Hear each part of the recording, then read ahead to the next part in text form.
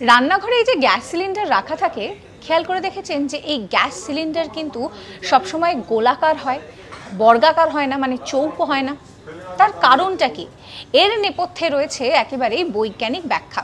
আসলে যদি চার কোণ গ্যাসটা হয় তাহলে চার কোণ থেকেই প্রচণ্ড চাপ সৃষ্টি হবে, আর এই চাপ অতিরিক্ত বেড়ে গেলে সেক্ষেত্রে গ্যাস বা তরল যেটা রয়েছে সেটা কিন্তু ফেটে বিস্ফোরণ হতে পারে। সেই জন্যই গ্যাস সিলিন্ডার গোলাকার হয়।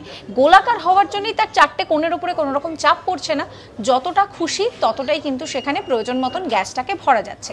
এটা যেরকম একটা বৈজ্ঞানিক কারণ রয়েছে, আরও একটা গুরুত্বপূর্ণ কারণ রয়েছে যার জন্য সিলিন্ডারটা গোলাকার হয়। তার কারণ হচ্ছে গ্যাস যখন ডেলিভারি করা হচ্ছে, সিলিন্ডার যখন ডেলিভারি করা হচ্ছে, অনেক সময় অনেক উঁচু বাড়িতেও নিয়ে যেতে হচ্ছে, সেক্ষেত্রে সেটা গড়িয়ে গড়িয়ে নিয়ে যাওয়াটা সম্ভব হয়। যদি সেটা চৌকো হতো, অত ভারী সিলিন্ডার টেনে নিয়ে যাওয়া কিন্তু সম্ভব হতো না।